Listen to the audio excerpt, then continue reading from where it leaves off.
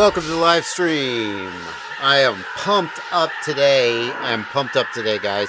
Pumped up today. I have had a very exciting day. Do you know what I did? I vibe coded an app. That's what gets me going. By the way, if you're playing bingo, you can see the bingo board just to the side of me. You can make your own bingo board if you want to, which is for fun. There's no prize. But if you want to play live stream bingo, you can generate a board. I've pinned a link in both the Discord and the live stream chat, the YouTube chat. Discord mentioned, boom. What did I vibe code? Okay. There's a thing you do. You know, Blunty, your favorite YouTuber, Nils Vo, and his latency testing, which I know you support wholeheartedly and believe unquestionably. I was trying to get the bingo square for Blunty gets heated. He does latency testing. And the way you do the latency testing, like for your FPV, how much latency is a goggle, or how much latency is walk snail or DJI really? There's a thing you do. Well, hold on. Hold on. I'll show you. Uploads to video. Hold on. I have some footage. Latency. Okay. So what you do is you have, hold on. You have a test pattern. You can see this test pattern here playing on screen. And what you can see happens is, if I just step to the left, the FPV camera is pointed at the screen. The screen lights up. The goggles haven't lit up yet because there's latency. This is inside the goggles right here. And then a little while later, the goggles light up. And what you do is you open this file in your video editor and you count the number of frames between the two events. And it's a gigantic pain in the ass. You have to manually mark the frames. You have to do the math, etc. Hold on, sorry. Let me mute my phone. I don't need that going off. Sorry about that. So I was like, surely I could make an app to do this. And long story short, I did. Me with the help of Claude. And I'm just going to make a video about this. But to have such a wacky idea, like I could never do this. I've written code by hand. It would take me months to learn how to do this by hand. I would have to learn how to... just writing the ability to have like a timeline with a scrubbing playhead would take me weeks. And in less than one day, I had this app made. And I'm going to show it to you. You're going to be here for 5-7 minutes. And you're going to be like, oh, god damn. And then like the three of you that do latency testing are going to be like, how can I get my hands on that? So hang on. Let me set the in and the out points first of all, as to where I think they need to be. I've worked with this file a lot. Then what you do is you set a region of interest. This is the region of interest that's going to turn white and black for the original. And then you set the display region of interest, which is right about here. It's a little tricky because, as you can see, the goggles moved. And what it's doing is it's taking the average brightness of the pixels. So it's measuring the lightness and the darkness. Okay. And then I'm going to look for the dark to light transitions only, because that's how Nils Vo's testing works, although we can detect all of them. And you hit Analyze. Okay, it takes a second. Okay. Then, I don't know if I can zoom in on this slightly. Let me zoom in on this slightly. You can see it a little better. It's a little hard to see. So this is the brightness of both of the regions. And these little triangles here are transitions from dark to light. And you can see some of them get missed. Like right here, because the goggle was moving around, some of them get missed. And I'm not going to go into details, but there are some parameters you can use to tweak the detection of the crossings, to sort of filter the data. And if I get this just right, I should be able to, come on, there we go. That looks good. So here we have no red dots. The red dots mean it's a crossing that doesn't have a matching crossing here. So the light turned on here, but we didn't see it turn on here because the filtering, it wasn't right. It looks like we have a nice clean timeline. We got a couple missed ones. These right here, I think are, I don't know, maybe the triangle is just hard to see. Bing, bang, bong. Bing, bang, bong. Long story short. Oh, and then the last thing we need to do, hold on, look at this. Latency, 200 milliseconds. Oh, you can't see that up here. Latency, 200 milliseconds. Well, that's clearly not right. I can't control zoom on this. No, I can't. And it's because the frame rate is not right. So what you can do is, I know that this flashing is every 250 milliseconds. So I'm going to put 250 milliseconds here. And it says, well, if these peaks here are 250 milliseconds, then this frame rate is 236 frames per second. Well, it's actually 240. But that gets me in the ballpark of correct. 240 frames per second. The chart updates and bada bing. I can see now the latency for the whole test. And I can see the average latency of the video system. I would never have done this by hand. I would have done like 5 or 10 of them and been like, good enough. I'm so proud of myself. I'm so happy. Check this out. If I click on one of these rows, bonk, it jumps to that crossing so I can check my work. I can be like, okay, let's page right. Did it? No, that looks good. Yeah, no, that's a crossing. See, that's clearly the light turned on. Right? And then I can press up or down to jump to the next crossing. Yep, there you can see right over here, the light turns on. It got the right frame. So I can check the work.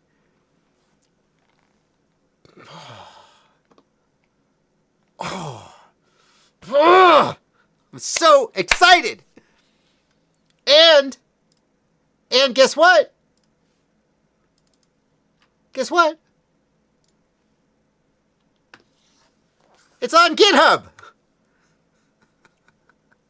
It's on GitHub. I have a GitHub project that me and Claude, mostly Claude, made. And if you look at the source code, I'm sure it's garbage, right? Because it's, right? Because it's AI, vibe coded AI junk. Anyway, I don't know. But, yeah. Oh my gosh! Oh my gosh! Oh, I'm sneezing a lot. I have nothing. Okay. All right. So anyway, that's enough of that. But I'm super excited for 2 reasons. Number one, because I had an idea and now I made the idea and I never would have thought that I could do it, but I did. And number 2, because I made something that will make my job and other people's jobs easier. Well, like I said, the 3 of us in the world, like me, Madstech, and Nils Vo, will find this app very useful. And I'm super psyched to have helped out some people. Anyway, it's great. Blunty, chat, really interested in my vibe coded app? Oh, they're all happy. You're happy. Yeah. There's a but after that, isn't there?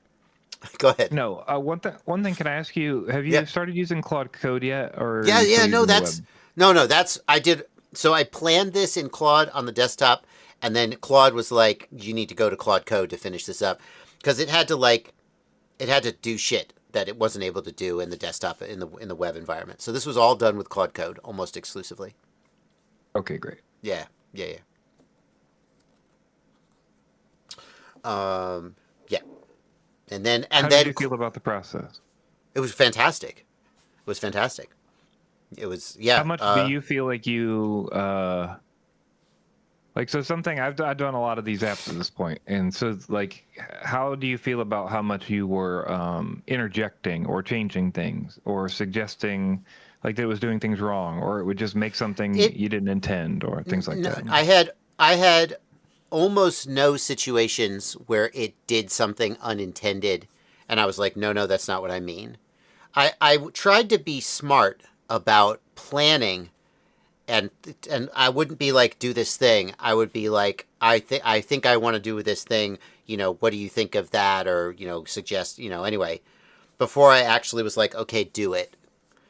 There were a couple cases where there were what I would call bugs, like the text box where you enter the frame rate was holding focus and you couldn't get the focus off the text box, or if I asked it to let me resize the graph, the table on the side, and it wasn't rescaling the UI elements. It would just stop, and I had to be like, hey, let me rescale the UI elements.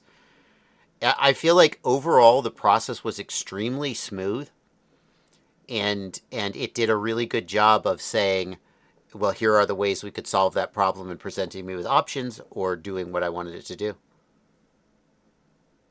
I don't know. What were you thinking the answer would be? That makes sense. Yeah. I have very. Sometimes you just try to get it to do something and you can't, so you give up on that feature, or you change how you're trying to implement a feature because, like you can't get it. But lately, it's been getting better and better about like. Well, and this was Opus 4.6 too. This was Opus 4.6 really? Because when I installed Claude Code on my laptop, that was the latest model, and I guess I didn't update it.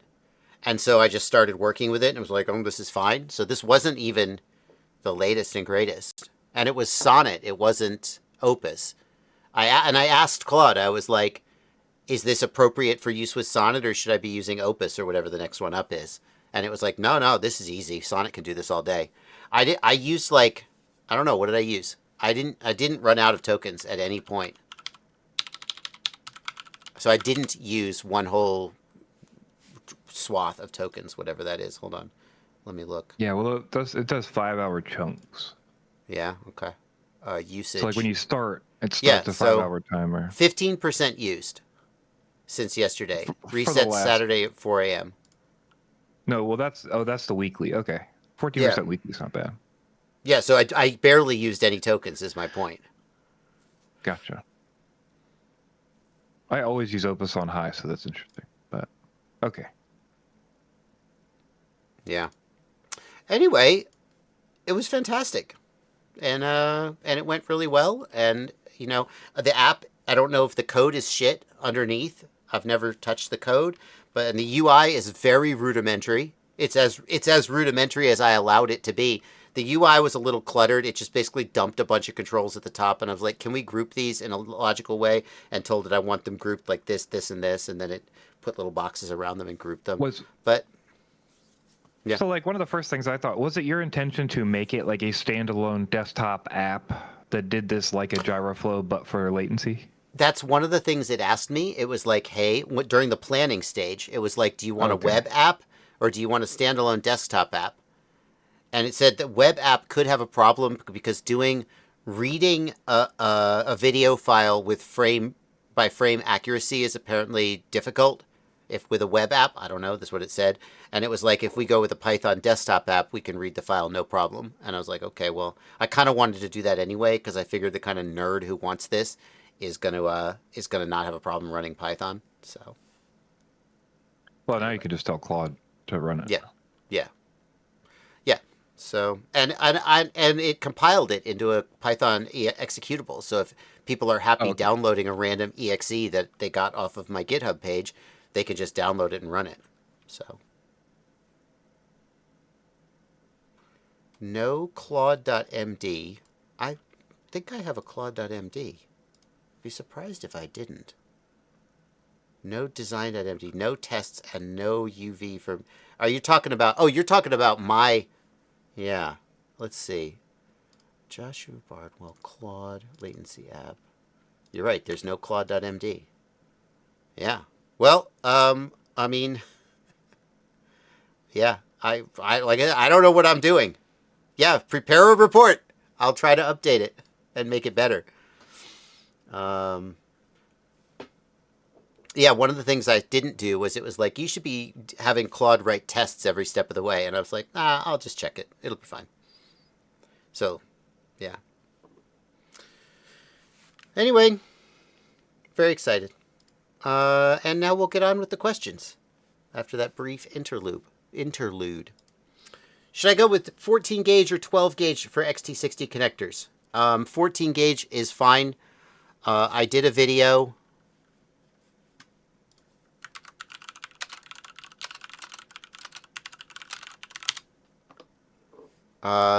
Wire gauge doesn't matter, and then wire gauge still doesn't matter. these two videos, I'm not going to play them on stream, why it doesn't matter, and then why it still doesn't matter. These two videos demonstrate that the thing is, yes, there is a difference between 12 gauge and 14 gauge. Obviously, physics exist. But because our battery leads are relatively short, the amount of power or volts you lose is extremely minimal. And just use whatever is convenient for you. 14 gauge is fine. Basically, if you go from 12 gauge to 14 gauge and you shorten your wire from like 6 inches to 5¼ inches, I don't know the exact numbers, but you just make the wire a little bit shorter and you end up with the same amount of resistance. So the takeaway is, I would use 14 gauge almost all the time, like certainly on a 5-inch, right? If you get up to a 7-inch or a 10-inch, things get a little bit different. Because 12 gauge wire is as big as you can really possibly get on an XT60 without a lot of hassle, and 14 gauge is just small enough that it really easily goes in the cups, and 12 gauge kind of doesn't want to. So I would just do 14 gauge, and then if I was worried about it, I would just make that lead, 3 inches instead of 5 inches, and I would call it a win. The other thing you could do is look at your battery. If your battery has 14 gauge, you're just good to go with 14 gauge. Don't worry about it. Yes, the physics would be better if you went with 12 gauge, but like practically speaking, yeah, a 14 gauge should be fine.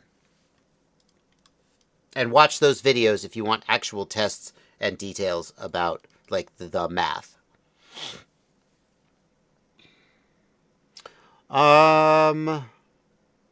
Should I get the Walk Snail Goggles X and the Moonlight for 650 euros, or just buy the DJI G2 with 03 for the same price?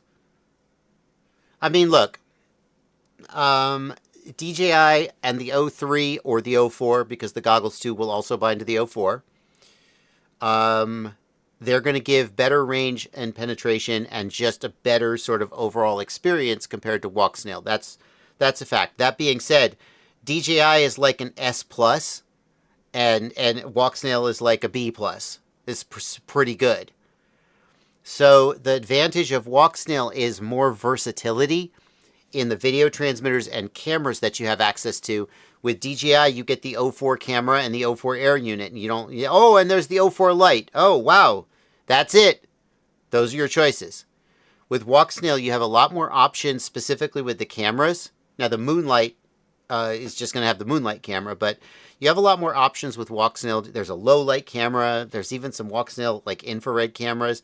So the DJI being secondhand, I'm not too worried about. DJI hardware is pretty solid, so I wouldn't worry about that. Between the two, if I weren't worried about the ability to acquire the products, like in the United States, DJI is harder to get than it was. You can still get it, but there's like more restrictions and potentially issues with importing it. So there's all these questions and uncertainty. But if I weren't worried about that, I would probably take DJI over Walk Snail, because just overall the quality of the link and the quality of the image is like so good. Whereas with like Walk Snail, it's still pretty good, but like DJI is just the best. Poulet, if you make a pull request, I will have to learn how to approve a pull request, and I don't know a lot about GitHub. This is the first time I've had a public repo that someone might submit a pull request to, but I guess you better do it. So I would love any input. I'm psyched about this project.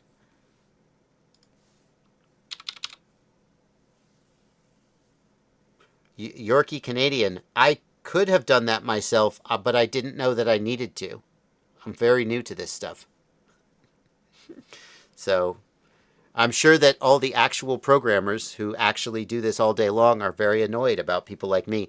It's why I will never submit a vibe-coded pull request to an actual project, because I can imagine the people who manage the project just rolling their eyes at the swarm of crap that people throw their way and don't even know it's crap. So, yeah. But here it is. I have an app that does a thing that I want it to do. I'm very happy.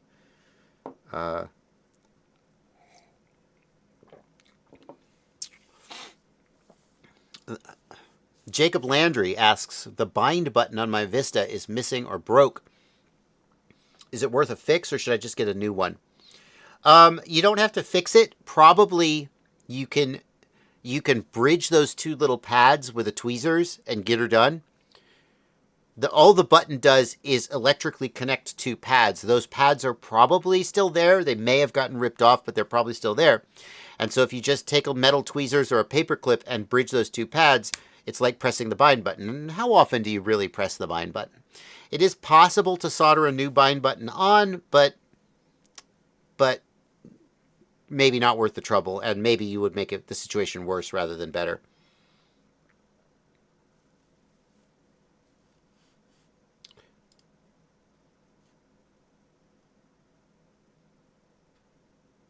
Wait.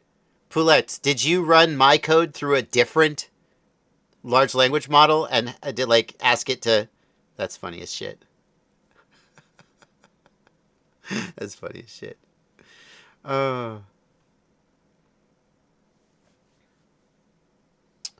Do I have a preferred crimper for JST and servo connectors? You're not going to like the answer. It's a needle nose pliers. And it sucks, and I hate it.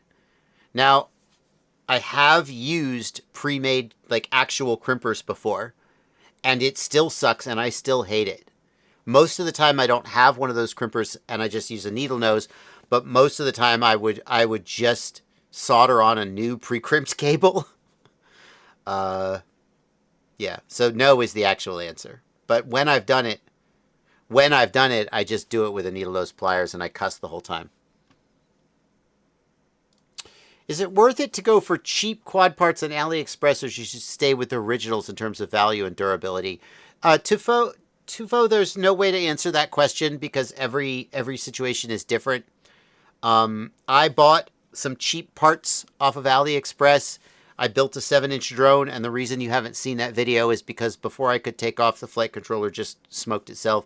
I actually ordered 2 more flight controllers to try and see if I could salvage the drone, and they came in the mail, and actually I just picked them up from the UPS store today. On the other hand, I've talked about hardware on AliExpress before, and I've been like, oh, what's this flight controller from so-and-so? And people in the chat were like, I've used it, it's good. What you have to do is you have to have a community of people, whether that's a Discord server or whether that's Reddit or somewhere else. And you have to be able to say, hey, is this any good? And you just try to get feedback, or you just buy one and you cross your fingers. There are some brands that are pretty trustworthy, like a T-Motor ESC is pretty freaking trustworthy, you know? But they're much more expensive. They can be out of stock, and sometimes you got to take a chance. Unfortunately, that's the world we live in. It's always been the world we live in. It's always been a bit of a crapshoot. And, you know, there's a brand you trust, and then suddenly they get a bad batch, and, you know, you just got to roll with it. JB, did you get the Secure 10-inch drone yet? I sure did. I have it. I have it right here. I haven't made the video about it yet because there are a few other videos that are, like, tied to a product release, and so they are time sensitive and they're higher in the queue, but I did get it. Now you're going to make me take it out, and now it's not going to be in the box anymore. It's going to be annoying to put it back in the box. Thanks, chat. How dare you. Oh, I hit the space bar. Oh, I killed the whole stream.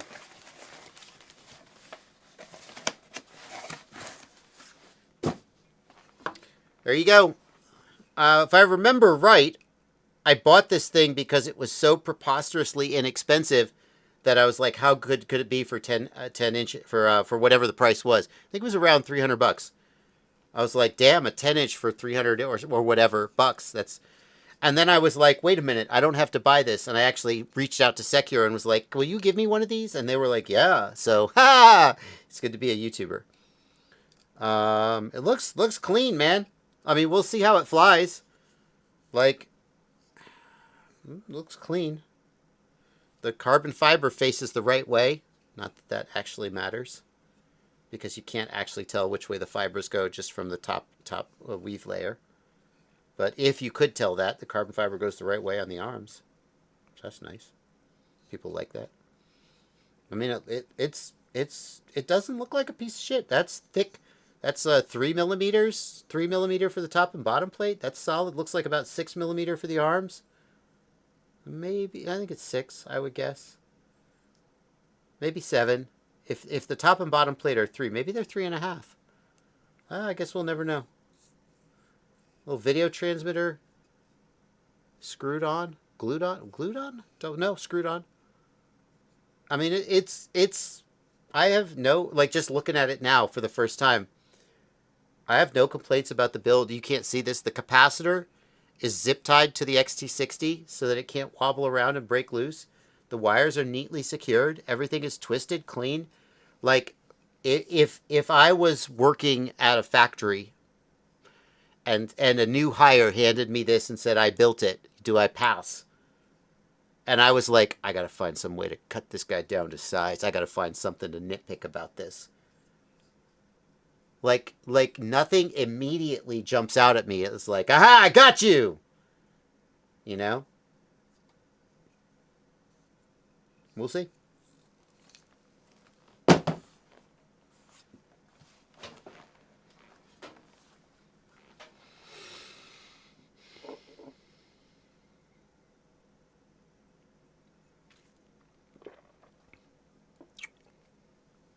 We're going to see. I mean, there's no bracing on the arms. That's a design, not a build problem. So the question is going to be if we get jello, if we get issues. I don't know. We'll find out. People freak out when I throw and drop drones. It doesn't hurt them. They don't break when you do that. Usually. Bardwell, if you had to guess, how much would you say you've spent total on FPV-related gear? I could not begin to guess. In my whole career, I mean, like, if I went to my accountant,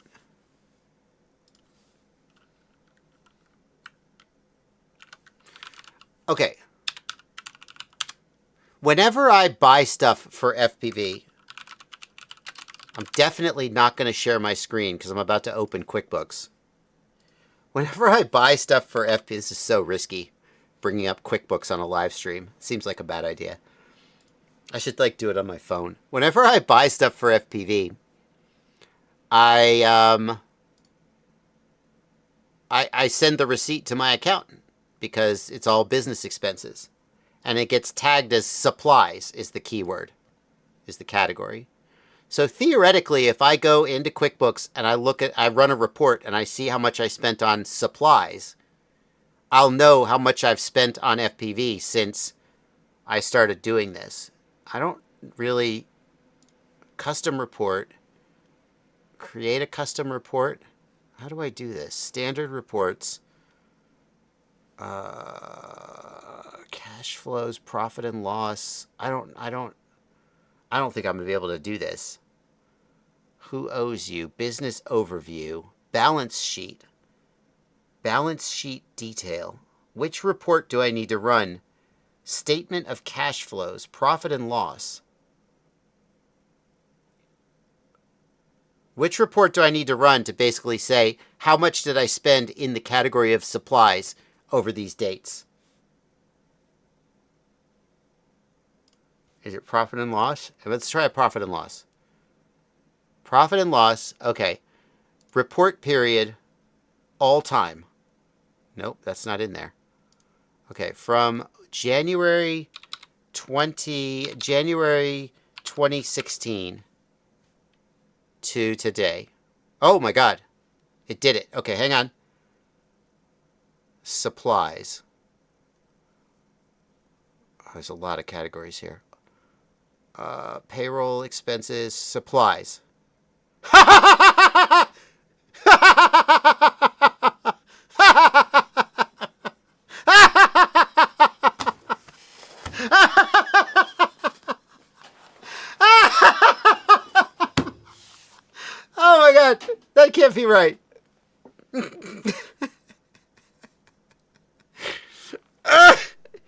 In my entire career, as long as I've had this accountant, as long as I've had QuickBooks, which is Certainly 2018, maybe 2017.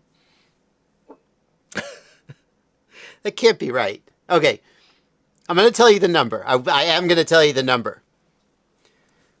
It was more than I thought. Here's the thing. Supplies is everything I have bought for my business. I don't break out like I bought a drone to review versus I bought toner cartridges for my printer. Okay? I should, but I can't be bothered. So everything I buy for my business is supplies. This computer that I bought, supplies. These lights, these cameras, supplies. Everything that is a product that I bought that I want to expense as a business expense just goes under supplies. Okay? It does not include stuff that I bought to resell to other customers. Like if somebody says, "Hey, come, you're going to do a class for me, and I need to also get like 10 drones." It wouldn't count that. That would be products for resale. Should we do a poll? That doesn't matter. It's $166,000. It's $166,000. So that's lower than a lot of the guesses in chat, to be honest. I know. It was higher than I would have guessed. So let's say that's from 2018 to maybe 2019. I'm not sure exactly when I started. There was a point where I was like, oh shit, I need an accountant right now. This is about to get out of hand. It might be 2017. So let's be generous and say 2017. So that's 9 years. 166,000 divided by 9. Oh, that's only $18,000 a year divided by 12. That's $1,500 a month. That's actually not as high as I thought it would be. There you go. It was higher than I thought, but I had no perspective on what it was going to be. Now, also keep in mind, a lot of the time when I review a drone, it gets sent to me, and that doesn't get put on the books. So, $166,000.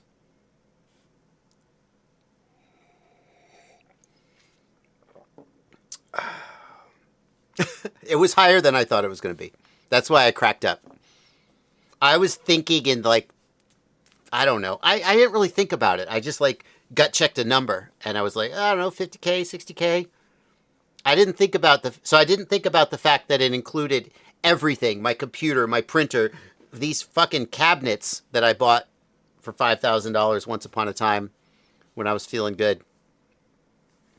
It includes everything, and there's no way to subdivide that into there's no way to subdivide that into like how much I spent on quad supplies versus how much I spent on office supplies. It just all is supplies. So anyway, there you go. Yeah, I always like to give you guys real numbers when I can. I think that people like to see behind the curtain. So anyway. Also, that doesn't count like subscriptions. So like my Adobe subscription, which is $600 a year, my Claude subscription, those aren't supplies. So there's the actual amount that I've spent on my business is more than that. I don't know how much more. It's all in the profit and loss. So anyway, cool. I've been flying with Speedy Bee stacks. A friend told me they are no bueno. What would be a great stack for my drones? I'm going to tell you something. So I've heard tale that the Speedy Bee stacks have problems and they're not as good as they used to be. I've also heard tale that Speedy Bee has kind of stopped shipping and it's hard to get them. And in previous live streams, we looked for like what's the next. The thing that made the Speedy Bee stack so good was that it was relatively inexpensive and you could get it everywhere. It was always available. And there isn't a good replacement. At least there wasn't the last time we looked, which was, I don't know, it was a month ago. And we looked at race day quads. And here's the thing. We looked at race day quads. We looked at Get FPV. We looked at Pyrodrone. And there were various ones. All of them felt overpriced. And I complained about how bread used to cost a nickel. Back in my day, you could get an ESC for $25. Old man shook fist at cloud. And I was like, okay. And then we looked at AliExpress, and there was a bunch of stuff that it's like, is this a cheap piece of shit or is it good? And we didn't know. And I was just threw my hands up. I threw my hands up and was like, I got nothing. And I still got nothing. I'm sorry. Speedy Bee, I think, is still good, but then people say, "Oh, like Dinesh in the Discord says, you get a fake copy, you get a clone." How do you know? Yeah, at one point, SpeedyB put out a guide for the clones, like comparing the clones and showing which were new and fake. But I'm sure there are many, many more fakes at this point. Yeah. T-Motor Velox, Partner Bros says T-Motor Velox is great. I agree. T-Motor. So I've had a bad experience with certain Velox ESCs, but I don't remember exactly which one. I remember that I was talking to a guy, because I talk to people all over and they have problems and they reach out to me. And he had like, I don't remember what it was, if it was like a university program or, he didn't really say what it was. But he had like 20 drones, all with the same T-Motor Velox ESC, and they were like frying and falling out of the sky. And he was like, what do I do? I was like, oh, get another ESC. And so the Flywoo Goku line, like Flywoo in general makes good shit. The Flywoo Goku flight controllers I like a lot. But I think they're expensive, and I think I'll barf at the price. Maybe I'm wrong. Let's look. Make sure that QuickBooks is closed. Goku H743 Pro. Like they're generally Flywoo stuff is very well made. The other thing is people want to be able to buy it in the United States. And I'm like, you got to get over that. I'm sorry. H743 Pro, 55 amp AM32 stack, $110 for a flight controller and ESC. These days, that's a good deal. I'm sorry to say. $40 for the ESC, $80 for the flight controller. Oh, kill me. It hurts. It just hurts. It hurts. I'm sorry. It's so cool that Flywoo has 3D models of all their products. That's badass. Yeah, so like, what's the go-to? I mean, this doesn't replace the Speedy Bee. The Speedy Bee was like, what I think it was like $80, maybe as little as $60, depending on which one you got, for the flight controller and ESC. This one is nearly twice as expensive. It's solid. You get it from Flywoo. You're probably not going to find it in stock locally, but sure. That's a solid choice. The Gep RC line. The Gep RC, again, Gep RC, just solid stuff. $66 for the Gep RC Taker stack. I do that all day. The days where we could be choosy, I think, are relatively over. $66 for a 50 amp ESC and an F722. Yeah, absolutely. That's a great deal. I'm going to buy some right now. No, I'm not going to. I'm joking. So, but like, it's never going to be as ubiquitous as the Speedy Bee. It's never going to be as like, that's just the one to go to and everybody uses it. So.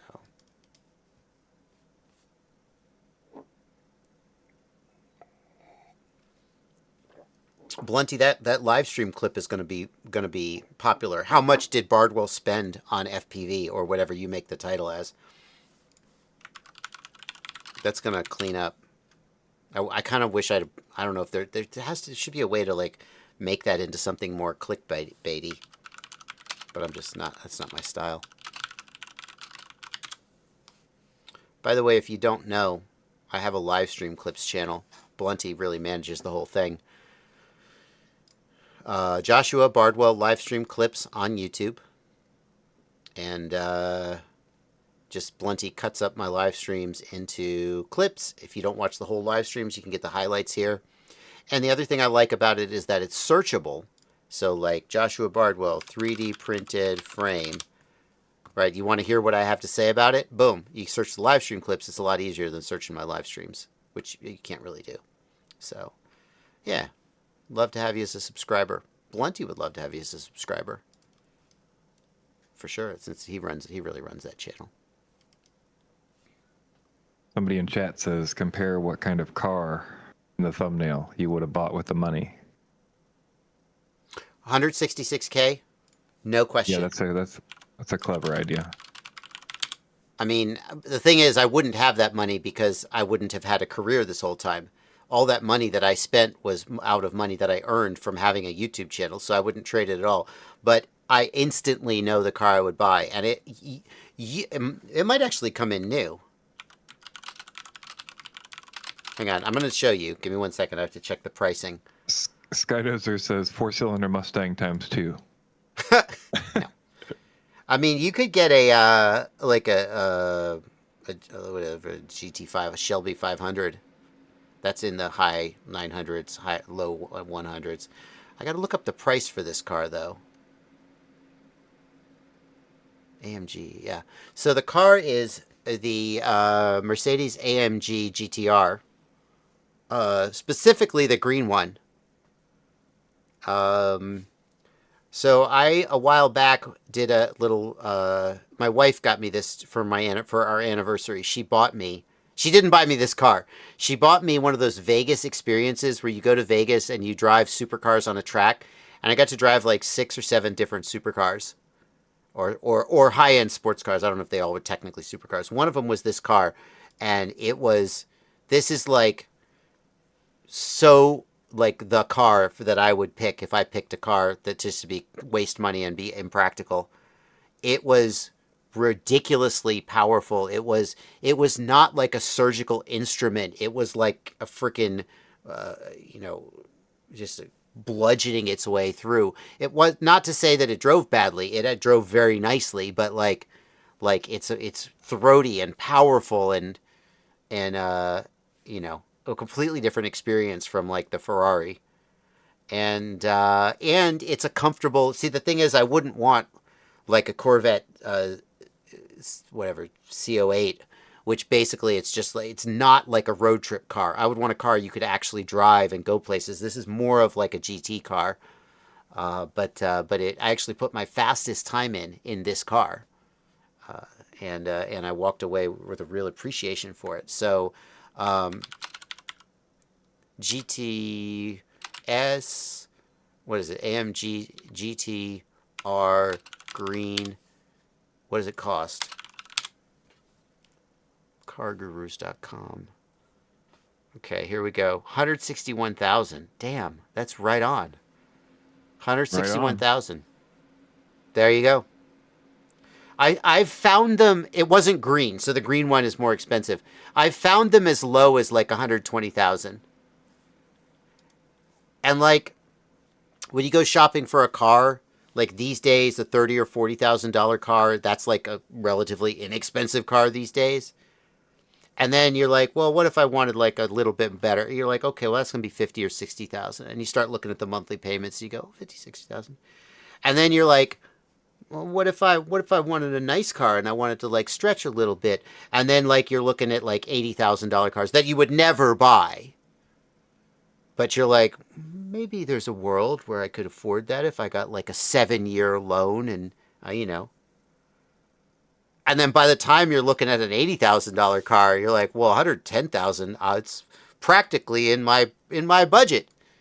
This, of course, is way outside my budget. But if I did spend all the money I'd ever spent on FPV on a car, this would be the one. No question. Man of taste. I hope you... Yeah. So that's a bonkers good car. $160,000. Oh, that's my wife. Oh, it's my wife if we have $160,000.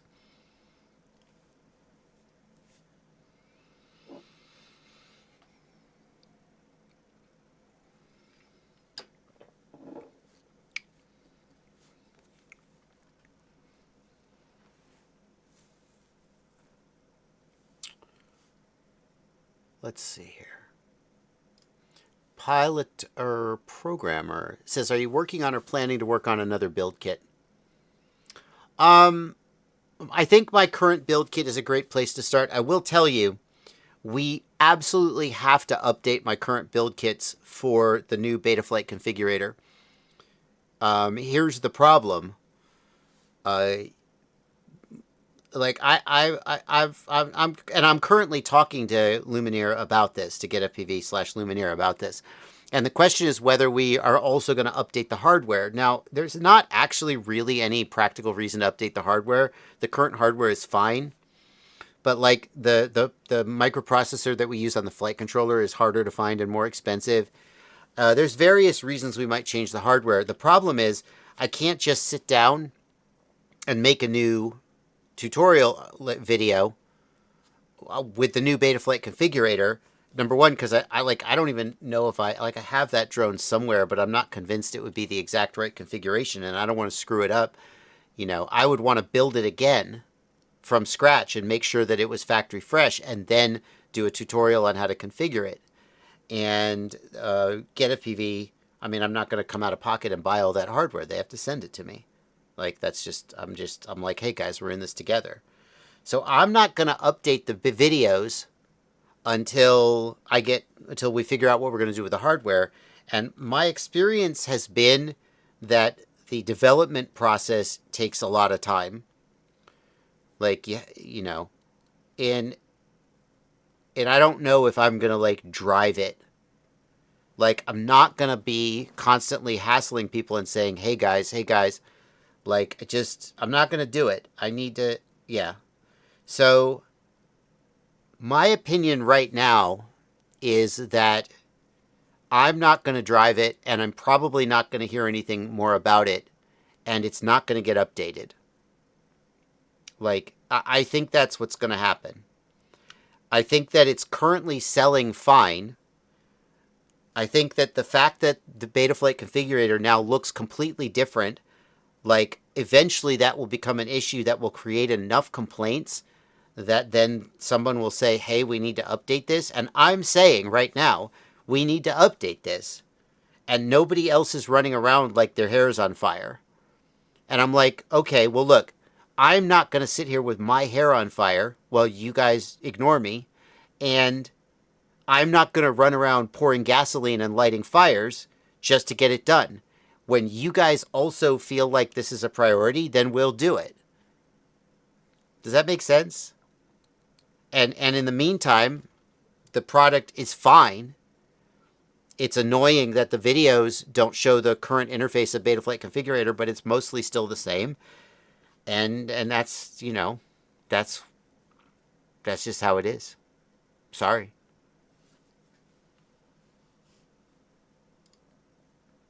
Was that on 1010 configurator back when you did it? Oh man, I mean, I'd have to go back to the video and look.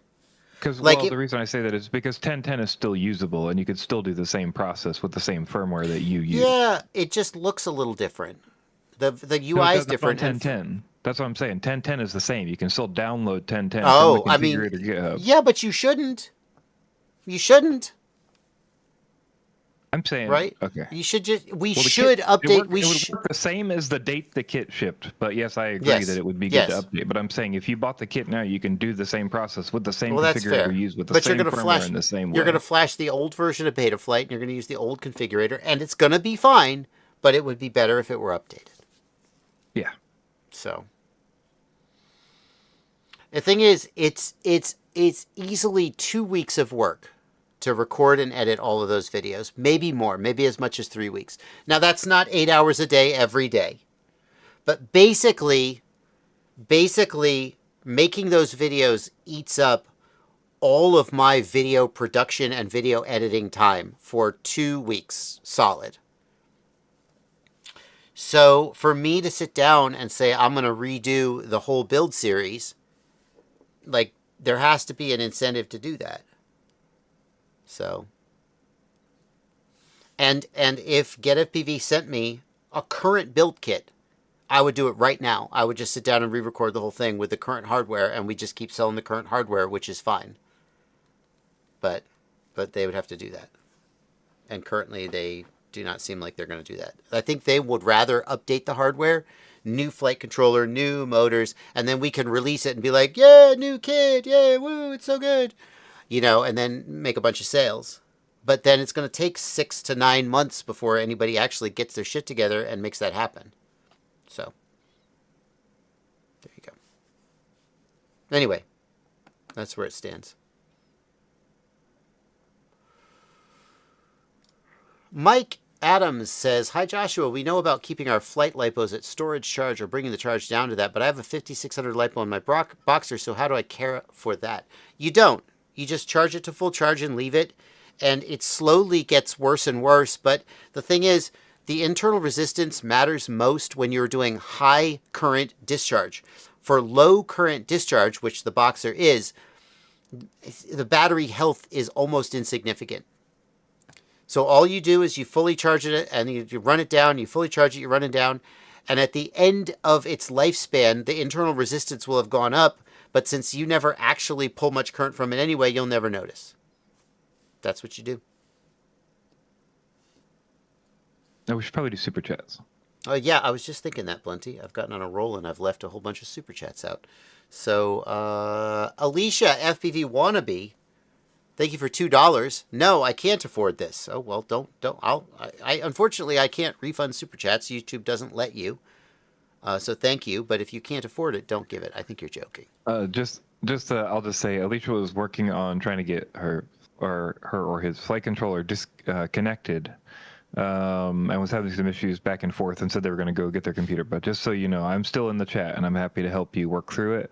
The other thing I want to tell everybody is if you don't get an answer today, you can email jb@joshuabardwell.com with your issue, and he'll be happy to help you.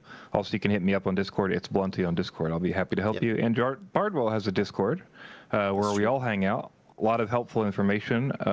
You can come there, and it's only $2 a month on JB's Patreon. Yeah. Less than a cost of a box, a single pair of props, set of props. Set of props is $3.50 to $5 roughly. So, but you know, you decide. Clips channel mention, got that.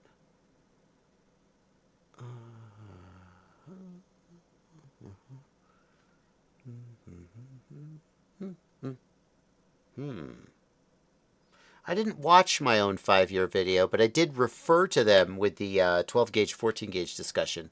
It does say watches though, so there you go. You gotta stick by the rules. Travel story to Vegas. I guess that counts. I told the story of going to Vegas. That counts. I'll take that. Prediction on what the secret Nick Burns whoop is. I have no idea. Thank you, Daniel, for $2 Australian. I have no idea, and I don't have a prediction either.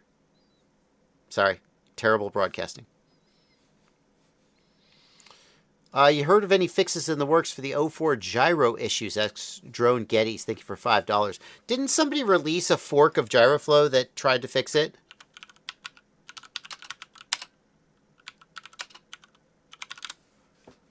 So, yes, someone did. I don't know if I can find it, though.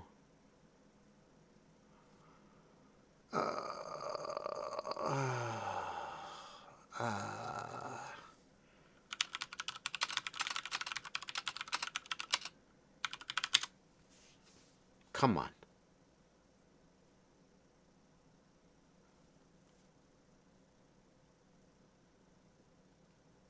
Come on.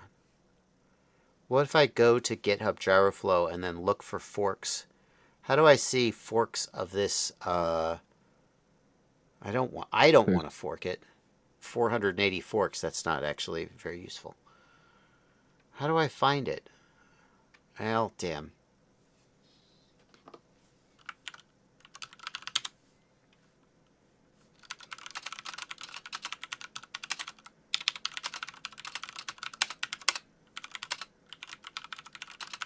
I'll just say I'm not aware of any issues, anything that actually fixes it.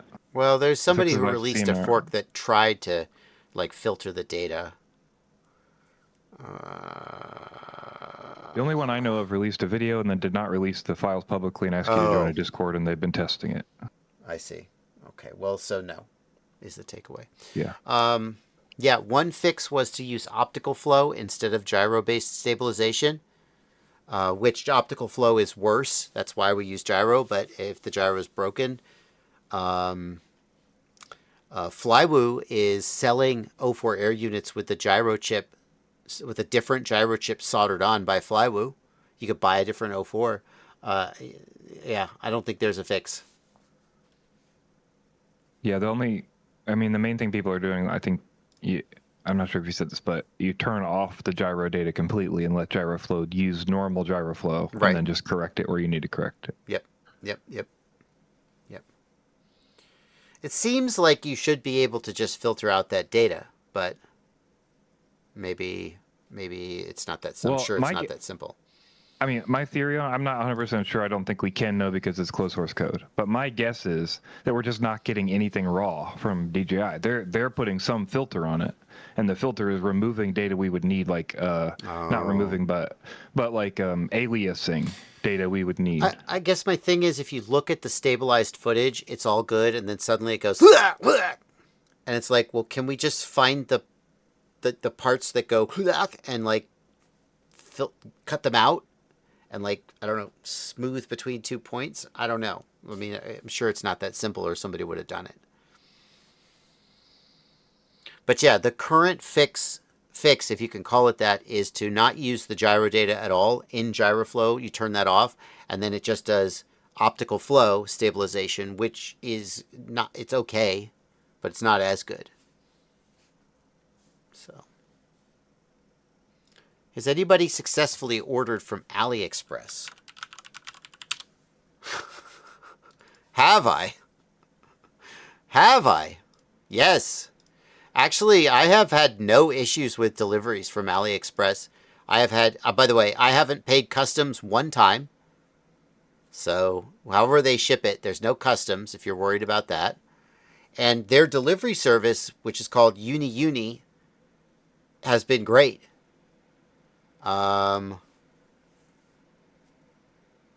Now, if you look at my AliExpress order history, which I will now show you, risky, you'll see that it is 50% watch-related bullshit and 50% FPV-related bullshit.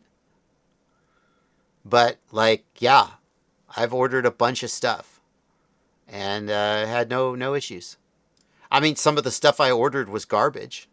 And I threw it away. Okay, more than 50% watch-related stuff.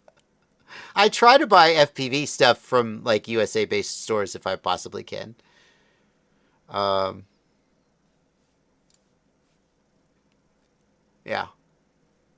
Yeah, you just got to pay attention to what you're buying. That's all. Yeah.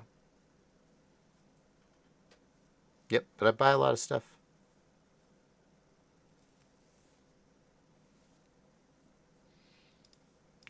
You might buy something that's trash. You might not.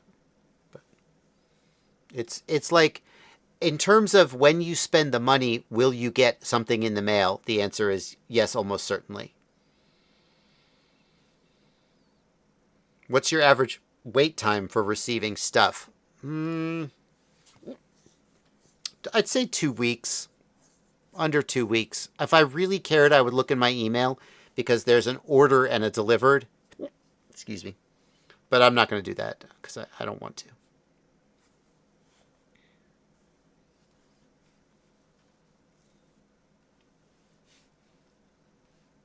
But I'd say around 2 weeks.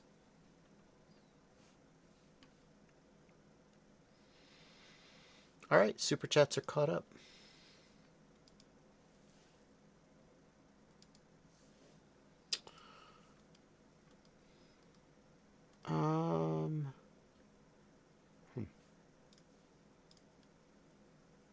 Purged Filaments wants to know, how do I fly up vertically? Purged, I'm going to answer that question, but I just realized. AliExpress or Chinese stores shown on stream. Boom! Okay. Purged Filaments asks, how do I fly up vertically? So, the simple answer is raise the throttle and go straight up. The problem with that is that you can't see where you're going.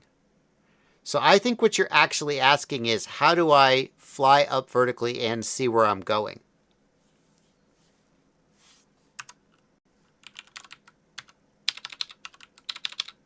Yeah, he says, I mean when you try to hit up vertically facing the upwards, if you know what I mean. And he says yes in response to you. I do. I know exactly what you mean. Hang on. Where is... Oh, Bardwell rolls back. I did not roll back to the drawers though, did I? Oh, that's a... I didn't roll to the drawers. What does it say? It says I rolled to the drawers. Somebody call the ref. You decide how... We need playback. Playback of the footage. It says rolls to drawers. I rolled to the floor. You know, it's your bingo board. You decide. There is no prize. So, like, there's no... You could take it if you want to take it. I did roll back. Switch warning. Okay. We're going to start the sim up. Now, I want you to not pay any attention to the 280 hours I've spent playing Elden Ring. I was, there was a time when it said last 2 weeks, like 40 hours. When I was trying to beat Melania, in like 2 weeks, I probably played this. I know for a fact I played this game for something like 40 hours. And I was not, I saw that and I was like, okay, but let's not make a habit of that.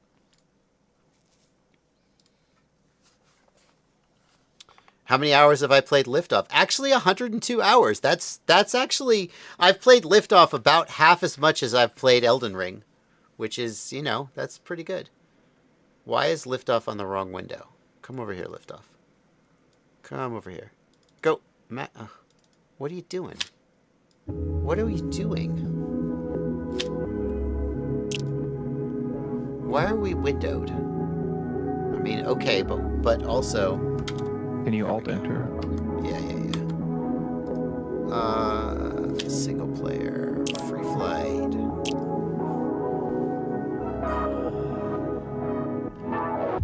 Let's find a good one for this. Is gonna be. Let's do the woodpecker. Perfect. No track. Ooh, this music is making me feel all. Still relaxed, all cool.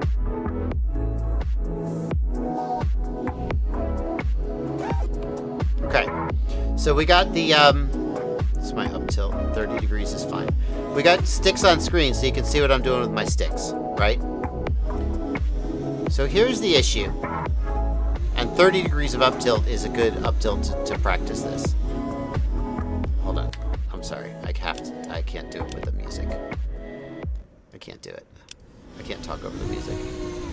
Okay, so the issue is that if I face up and then raise throttle, I'm falling down right now, right? Right? And the reason I'm going backwards, because my props are pulling me backwards. Let me get a little more altitude. I'm going backwards because my props are pulling me backwards. Okay, I'll drop throttle. Now I'm just falling down. And if I raise throttle, it pulls me backwards, but I'm going down. That's the problem you're trying to solve. Okay, I want to make sure we understand the problem.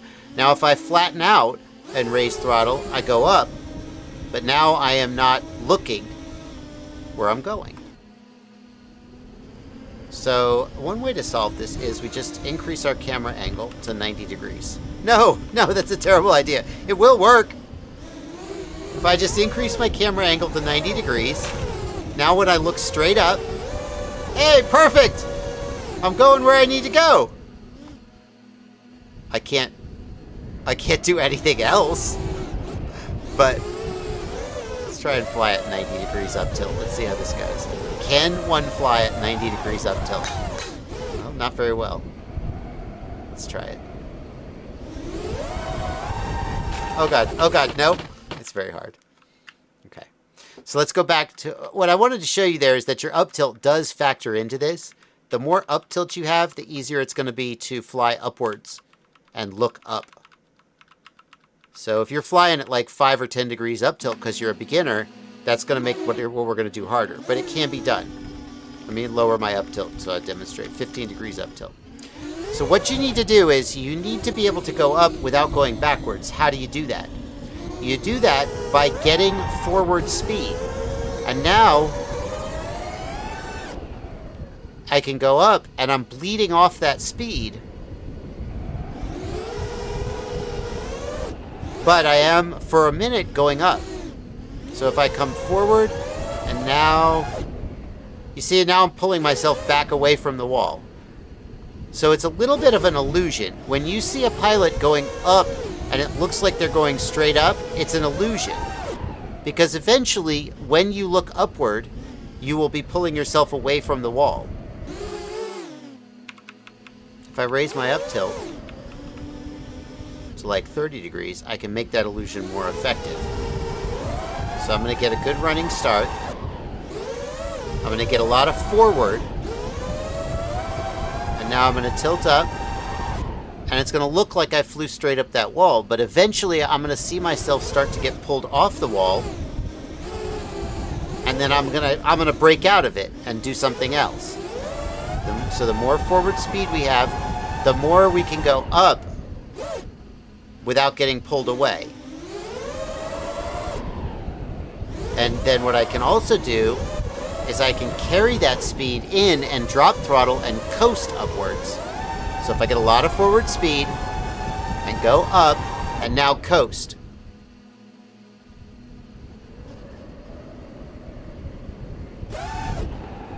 Right? But you can't go straight up. And when you think you're seeing a pilot go straight up, he's not. It's an illusion. Now, if I pitch forward a little bit, I can extend that. So here, I'm not going to go like this and go straight up, because that'll cause me to pull me out. What I'm going to do is I'm going to go up, and I'm going to just leave the nose down a little bit, and that's going to let me go up longer before I get pulled away, because my thrust... What the fuck? I'm sorry. I got like a 5000 series NVIDIA. I should not be... Why are the trees doing that? Why are the trees doing that? Do the trees always do that? That bullshit where you have 2D trees and they pivot? No, now I have 3D trees. Why were the trees... Some bullshit. Yeah, I got 3D trees. I paid for these trees. I paid $166,000. Alright, so anyway, I hope that was helpful. See, what I'll do is I'll charge at the wall, and then as soon as I see myself sort of not moving towards it anymore, I'll drop that throttle and coast up. Right? And I'll try and even get a little bit of I'll up and coast and away. I'll try and get a good... Yeah, Blunty. This is one reason why you see people like go up a wall and then bust left or right out of that coast. Yeah. You know, because you can convert that momentum into forward flight again, and you're not really dying out on the line, you know? Yeah. Yep. The other thing you could do is you can kind of fake it. So, like, if I go sideways, I'm going up, but you see I'm kind of going sideways, and that I can do forever. So if I don't put my belly right on the wall, I can kind of fake it. Now I'm going up, see, but I'm actually pulling sideways. Anyway, that's a more advanced move.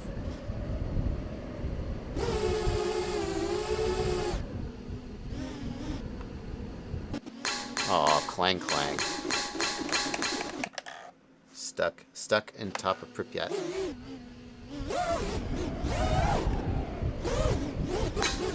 This is Duga, right? Is Duga in Pripyat? Yep. This is Duga. It's in Pripyat.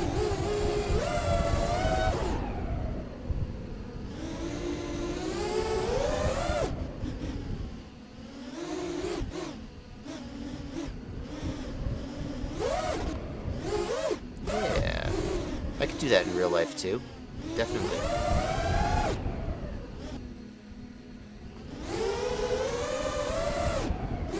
That wasn't just luck.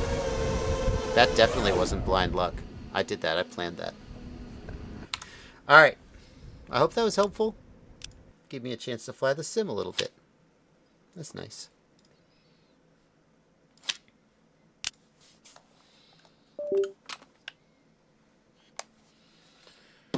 Did he say anything, Blunty? Was that helpful? Perch filaments. Oh, 20 Australian dollars. Nice.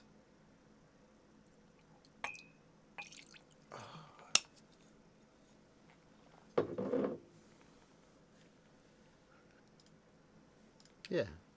Thank you for answering my question, and it got me stumped.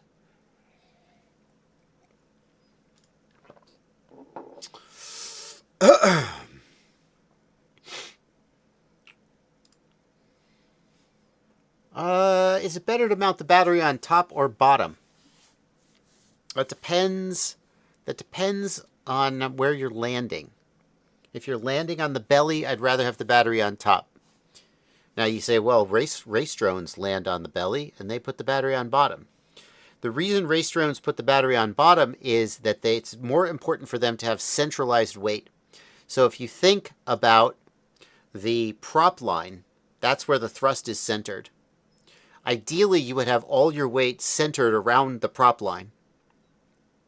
If your weight is above the prop line, then when you rotate, when you pitch and roll, you're going to pitch and roll. It's going to be sort of levered around the prop line, and it's not going to fly as nice. At least that's my theory about why racers do that. So the answer is there's no one right answer. But basically, I would put it on top unless I had a really compelling reason to want the weight centralized. And then I would land on the bottom. Uh-oh. Oh, there we go. I lost the chat, Blunty. Or I have some queued questions. I have like 1, 2, 3. Oh, they're the super chats. Yep. Okay, great. Never mind. Ooh, that was close.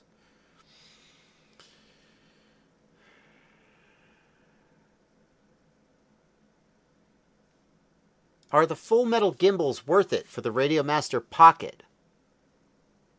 Here's the analogy I like.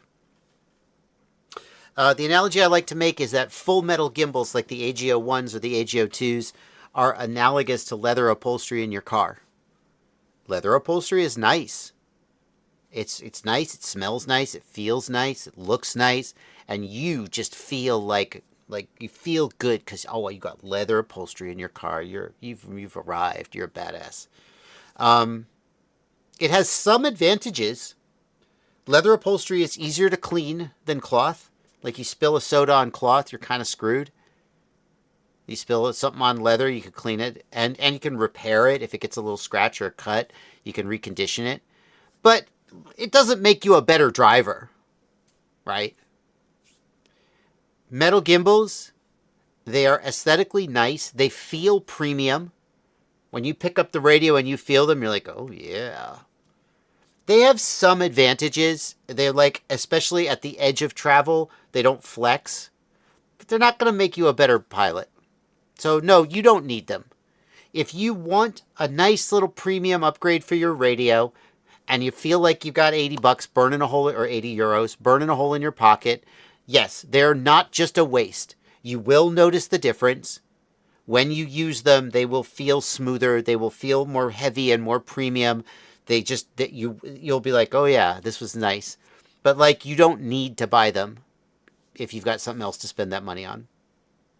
He said, background to the question was, I broke both of the gimbals today because the radio fell to the floor. So probably they're more stable? Nope. I broke an AGO1 dropping the radio. Completely broke it. Fucked it.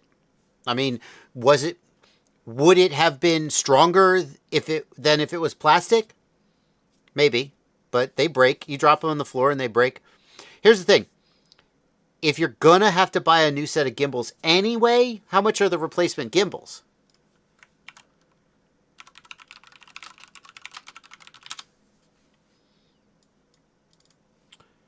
How much are the regular gimbals? I bet they're $20. I don't see them. What the heck? I think they fit multiple radios, so they may just be under. Well, there's general. the AGO1 Mini. Replace gimbals. There we go. Is it the same gimbals as the Zorro? Top left. Ah, there we go. Is that it? Replacement. Okay, so they're $12. So to replace the gimbals, you're already in for $25, $24. So, I mean, that means that the AGO1s are not 80 euros. They're... If I had to buy new gimbals anyway, I'd be mighty tempted to just go ahead and get the AGO1s. They are nicer. But you don't have to get them. If you're worried that you'll spend that money and then it'll just be like the same, no, they're nicer. They're definitely nicer. So you should do it. But it won't make you a better pilot. I got around to just go ahead and do it. Someone in chat says this is how you get to 166K. Yep, it is. It sure is. Apparently not that much. That's like $1,500 a month for every month I've been in this hobby. Which actually, that's a lot. I don't know what's wrong with me. That's a lot. $1,500 a month every month for 9 years. How about that's $166,000? That adds up. But as far as like running a business, running a YouTube channel, I mean, that's like if you were running a restaurant and your food costs were $1,500 a month, you'd be thrilled. So like, I guess that's the perspective I bring to it is, you know. Yeah, anyway. Depends how busy your restaurant is. True. Join my Patreon, guys. I need it. I can't keep, I gotta spend, you gotta spend money to make money.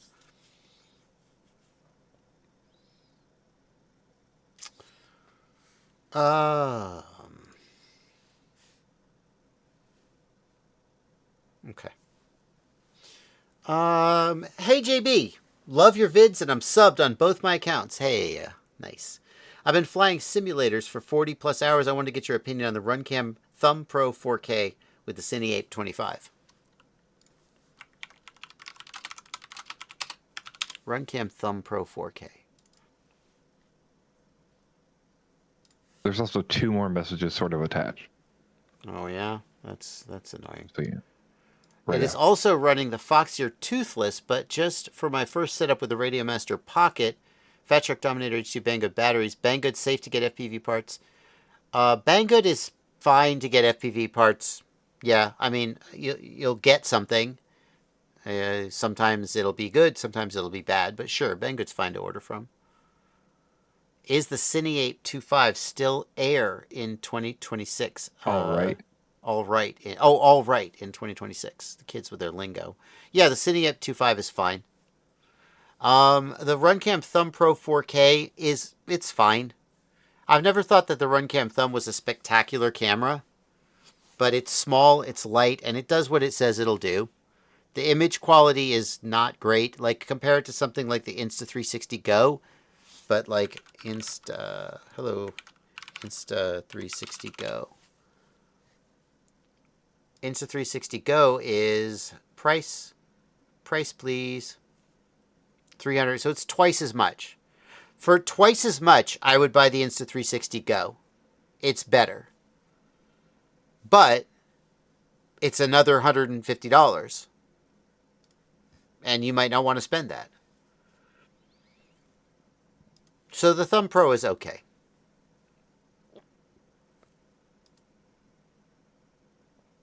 What you should actually do is you should just record your DVR. And it looks like shit, but who cares? Save the wait. Just fly, record your DVR. Oh, you want to upload things to your YouTube channel. Oh, okay. Nobody's going to watch those videos anyway. Doesn't matter. Just record your DVR. Enjoy flying. Content creation is it's a waste of time. You spend $166,000. What do you have to show for it?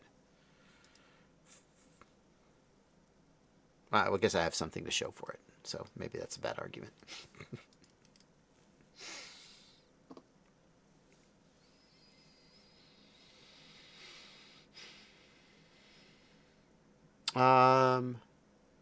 If you've been flying sims for 40 hours, you're probably good to go to get on the real thing. The thing is, especially with micros, you see people post whoop videos and it's DVR. Like, what you're doing matters a lot more than the quality of the video that you're showing, especially if you're a beginner. Now, if your dream is to record cinematic video, edit video, color grade, if your dream is to make cinematic footage, then you need a better camera in order to give you footage to work with. But if your goal with having an HD camera on board your drone, especially when it's a 2.5-inch drone, that weight is going to matter. If your goal is to like share your footage and show people your exploits, just record analog. Save yourself the weight, save yourself the cost. Because if you're doing cool shit, the fact that it's analog, DVR, that's not going to hold you back. And if you're doing lame shit, the fact that it's 4K resolution isn't going to make it interesting. Ah? Dropping wisdom bombs. Also, you're going to crash if you're just getting out of the simulator, so you're going to break the camera. Yeah. Like, yeah. Don't forget about that. Like, definitely I would fly a while without it and get used to, like, how much you're going to crash and how you fly in the real world and stuff. I'm being told that the camera he's probably thinking of is the Runcam Thumb Pro 2, which is not the one I was looking at. It certainly looks cooler. How does the footage look? Well, maybe built-in gyro with built-in stabilization. That's nice. It looks tiny.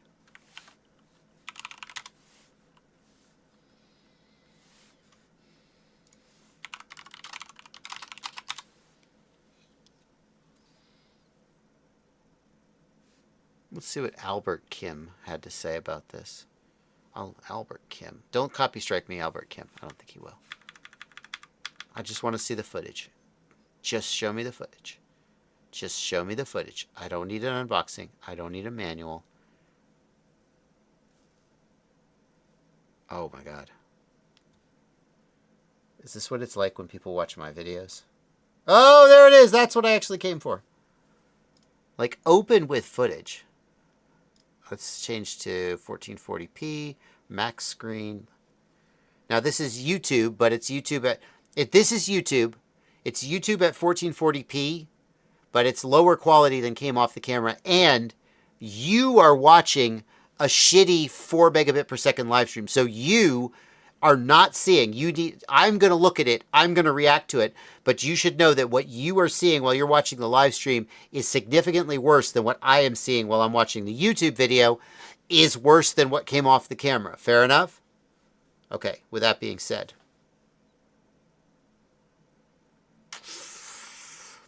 The color... The dynamic range looks okay.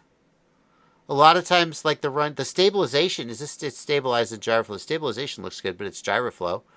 Nevertheless, gyroflow couldn't do that if the gyro data off the camera weren't good. It looks nicely stabilized. Looking at the shadows, the dynamic range looks decent. Like a lot of times on the Runcam cameras, the shadows will be super black and contrasty. The color isn't as good. The color on the Runcam cameras compared to like a GoPro always looks a little bit, not just muted, but like with a GoPro, it feels like there's more color there to grade. And the Runcams always look like there's just less color there. So like, even if you were to bump the saturation, it still wouldn't get to the level that you would want it to be. Do we have a different lighting conditions at all? Here's a different lighting condition. I love this. Do you see how in the shadows, we can see in the shadows, it's not just blackness. This is nice dynamic range. I love that. That is something that Runcam has struggled with in the past, and this is very nice to see. Maybe the lighting conditions are different, but the color looks a little bit nicer here. Let's see, what else have we got? A different location still. This one actually looks almost... This is nice. Is this flat? White balance set to sunny gyro. This almost looks like it's a flat color profile. Like this looks like something I could work with. In terms of like if the camera puts too much contrast on the image, then you can't grade it. You can't bring that detail back out. This looks a little overexposed. But actually, this looks half decent. Look at this shadow. Shadow hasn't really opened up, but it wasn't full blackness. The highlights, so this roof was blown out. So it's still struggling a little. Watch the roof here. Blown out. So the camera opens up the exposure as we go into the shadow. The roof and the sky get blown out. But then it comes back. So, like, it's not as good as some of the cameras that, you know, there's cameras that would have kept that highlight detail even when they flew under the tree. But this is better than I've seen RunCam do in the past. This is nice. It's nice. I'd say for $115, that's more than money, well, more than value for money. Way to go, RunCam. Good job. But you don't need that. Just fly your drone. Focus on doing cool shit rather than capturing cool video.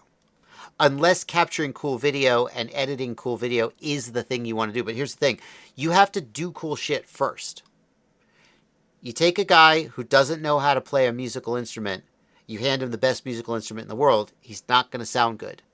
Become a good pilot. Learn to do interesting shit first, and then get a good camera that lets you capture the interesting shit. Or whatever. It's your money. Do whatever makes you happy. So...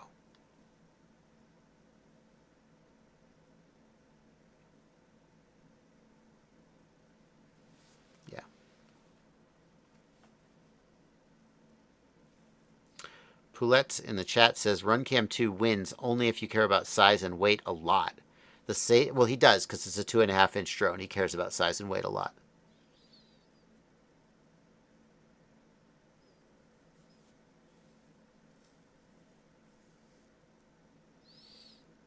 Andrew says, I cannot recommend any RunCam action cameras. Oof.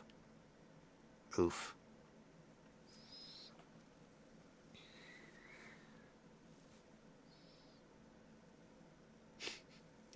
Thank you, Daniel95AR for 20,000 COP. Have you ever given any thought about starting your own drone company? Yes, it's called FPV Know-It-All LLC. That's not what you meant, was it? I've been thinking about drone delivery for months now, not based in the U.S. If you have, why yes, why not? I mean, this is my drone-related company. This is what I want to do.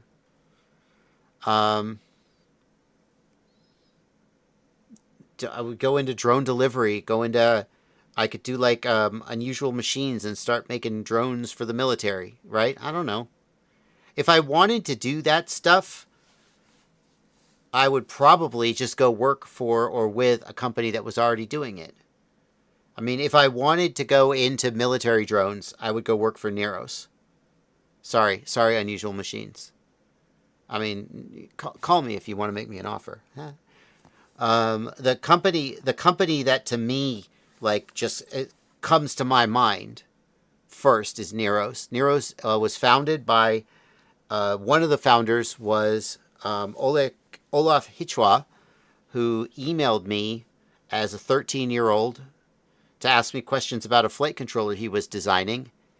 And then, you know, years later, he came up to me and was like, hey, Bardwell, it's me. And I was like, holy shit, you're like a grown man now. And he was like, yeah, I founded this company called Neros, and we make drones for the military. I was like, well, you know, that's pretty fucking cool.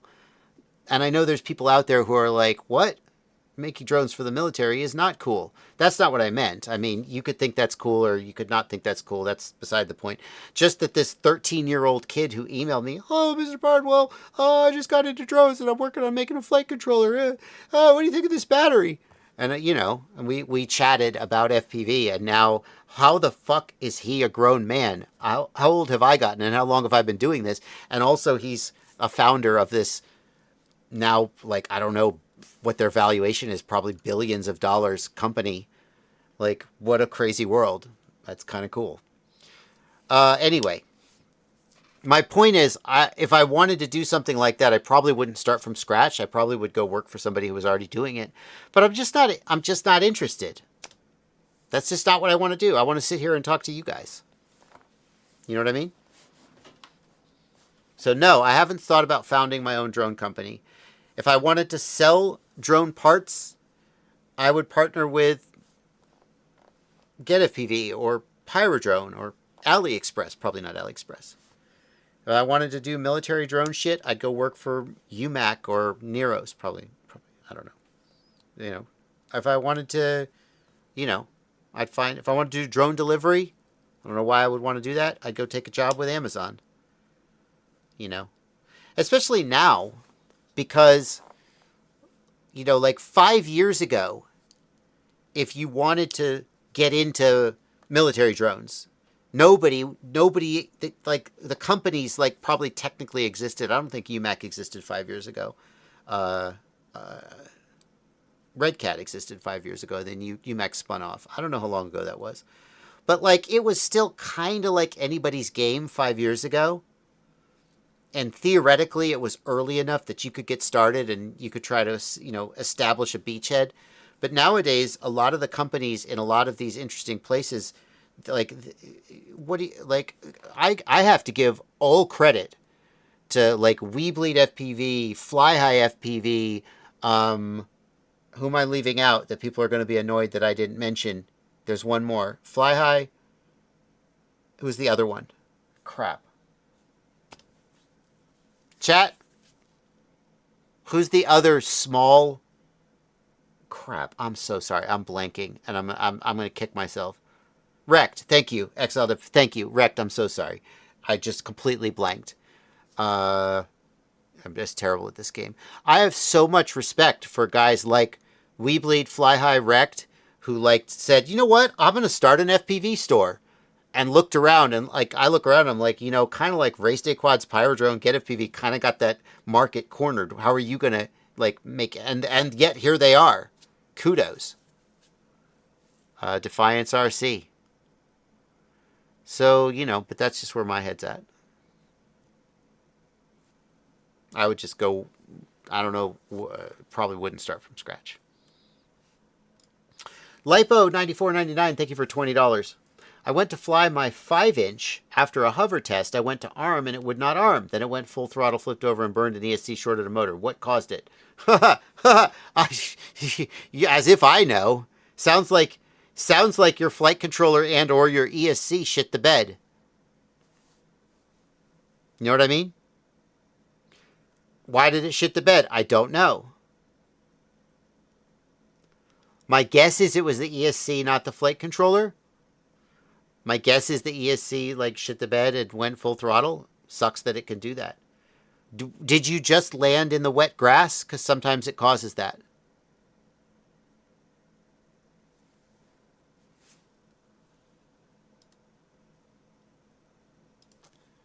That's a guess. But...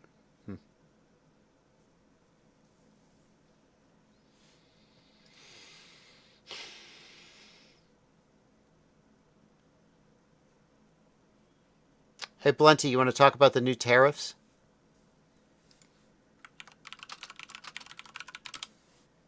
I think we should. I guess we're going to talk about them. Okay. Yeah, I don't know anything about them because I don't either. I can't understand any of the way the tariffs work. They don't make any sense. They post annoying numbers. They don't consolidate everything in each post. So I have no clue what you would effectively be tariffed on anything you order at this point. It's really annoying, to be honest. Oh, yeah, well, that's a fact. August 13th, 2026, that was 4 days ago. You can read it yourself. 100% tariff on drones of a certain size or with certain capabilities that are particularly sensitive for national security purposes. Drones with a maximum takeoff weight of more than 25 kilograms. Well, that doesn't affect many of us. And drones with thermal imaging capabilities. That might affect some of us. 25% tariff on drones that are smaller in size and lack certain capabilities. So just flat 25% ad valorem tariff on drones. And a 15% ad valorem tariff on drones and components from the European Union, Japan, Liechtenstein. Making a lot of drones coming out of Liechtenstein. Republic of Korea, Switzerland, and Taiwan, and a 10% tax on drones from the United Kingdom, provided that substantially all hardware and technology originates from within these countries and the United States. Onshoring program for companies, yada, yada, yada. It take effect 21 days after signing. So more tariffs on drones. But my question is like, is this on top of existing tariff? Well, that's how tariffs usually work, isn't it? They like stack. They Yeah, so stack additively. Is that's my what I'm trying to understanding. figure out. I was like, what So is the if effective tariff on a drone now?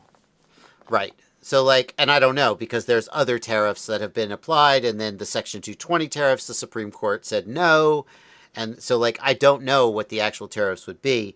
On top of that, I suspect that many FPV components will come into the country and will fly under the radar and not get hit, although you never know, and that's the uncertainty is almost worse than the money, although the money is certainly not nothing. The other thing is hasn't there been a new ban? There's been a new ban, USA ban LiDAR or something like that. There's a new movement by the FCC to ban LiDAR-enabled drones. Oh, military. Well, the problem is that DJI uses LiDAR for proximity sensing. So, like, every DJI drone with obstacle avoidance, now banned. Which like, isn't DJI already banned? Yes, but no. The FCC said DJI can't get any new FCC certificates, but existing drones that already had certificates were not affected. So now it's going to retroactively pull the certificates from any drones that have LiDAR, which is a lot of them. That's not a tariff. Yeah, it'll be the same situation where they become illegal to sell or import, but not to use if you already own them. Yeah. When they pull. And there's so far, as far as we know, there's like a short list, but it affects drones that use LiDAR for position sensing or avoidance, and that use thermal at all, I think is how it works. Yeah. So that's not a... Is this AliExpress? No, it's Harper and Wells. Okay, what I don't know why I'm seeing some of these ads. I think some of these companies think I'm a middle-aged woman. I'm not sure. Spinal stenosis. Or they think I'm an elderly man.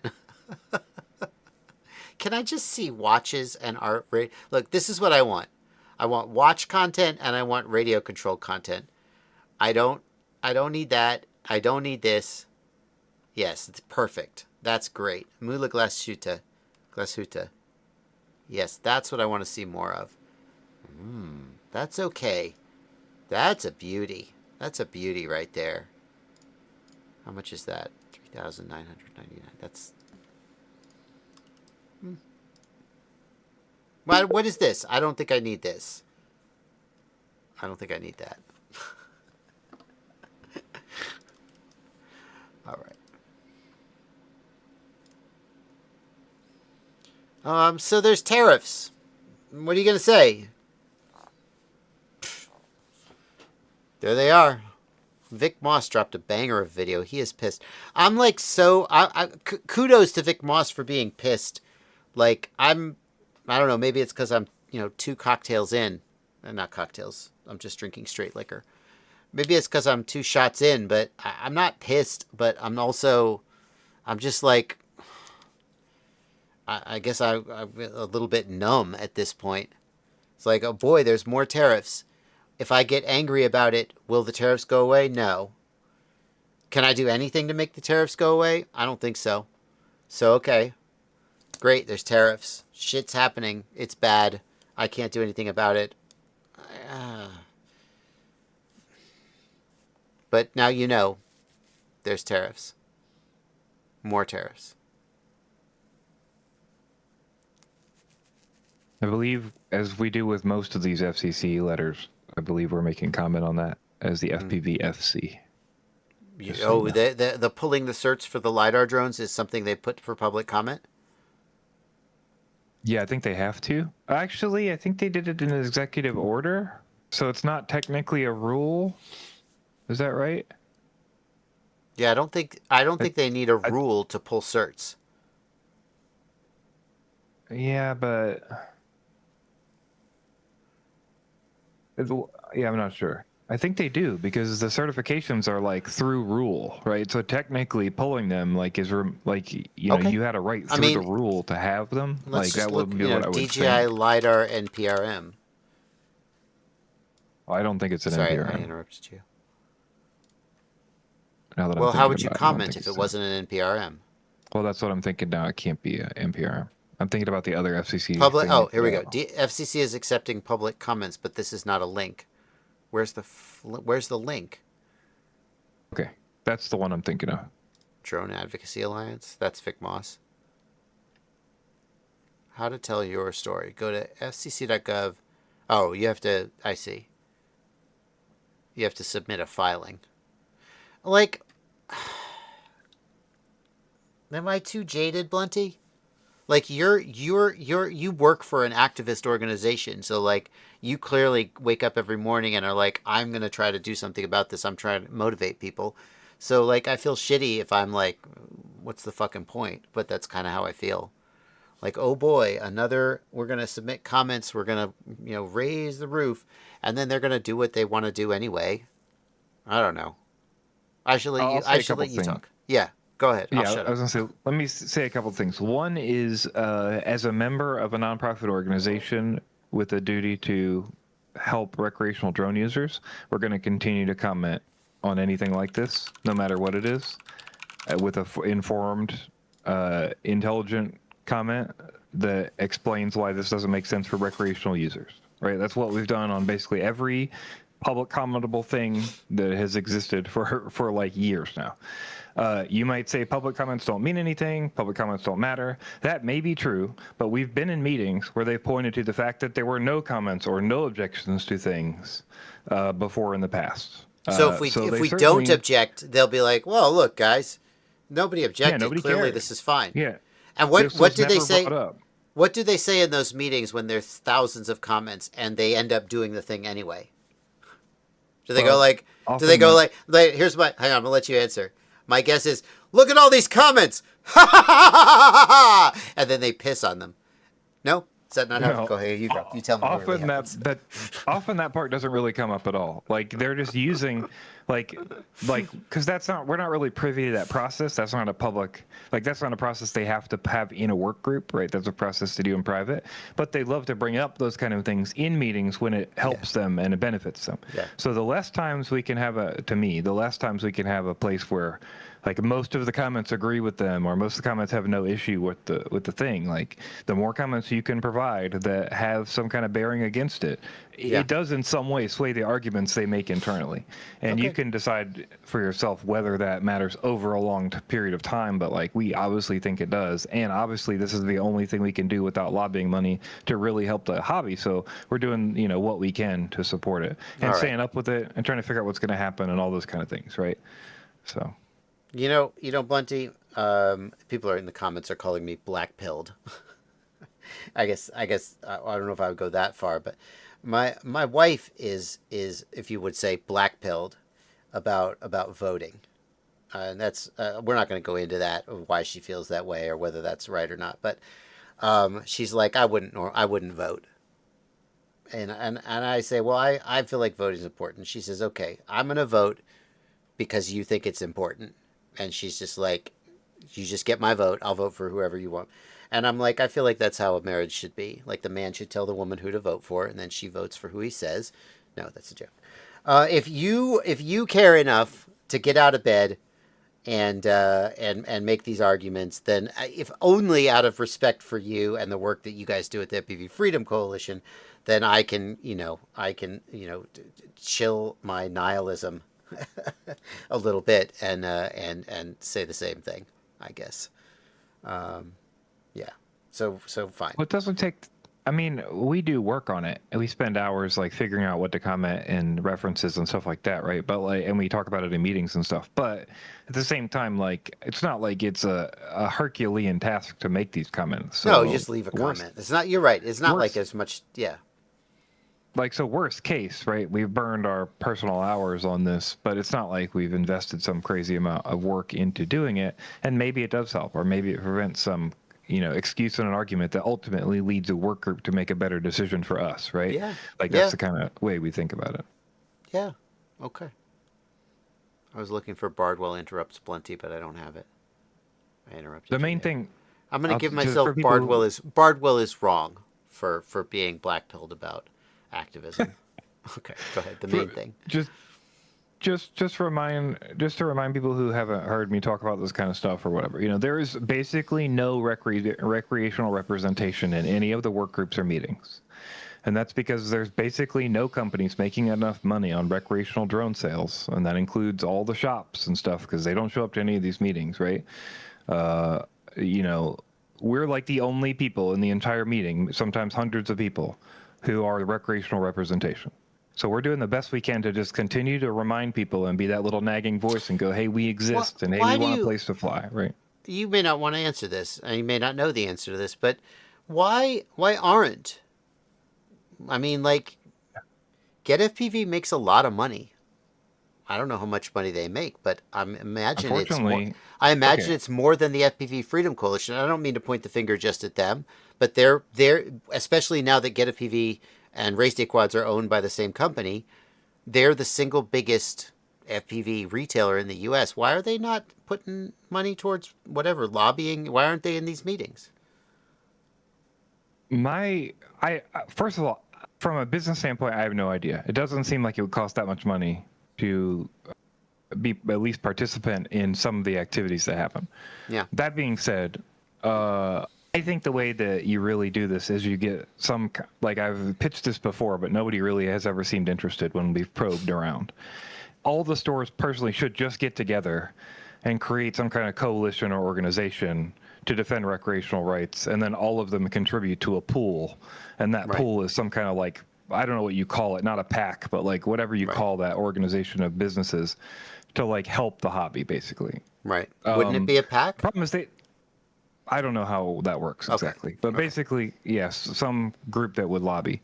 Because otherwise, I do not know if there is actually enough money. Maybe there is, but I don't know how much money is going through these companies to know if it's really worth them to like put forth any effort to lobby. I mean, it doesn't cost us that much money. Like we don't make that much money at the FPVFC, and we do a decent amount of work, but we could do a lot more if we were lobbying and had representation on the Hill and stuff like that. So, yeah. But that's an open question. We've probed around. Yeah. There's been not a lot of interest, and obviously none of them have pushed to do this kind of stuff. So, well, I mean, there's this. I know I said I wasn't going to be cynical. There's a cynical part of me that thinks that if I'm an FPV retailer, and I'm going to be real careful here and say that I'm not casting aspersions at anyone. I'm not accusing anyone of thinking this way, but I'm aware that someone could think this way.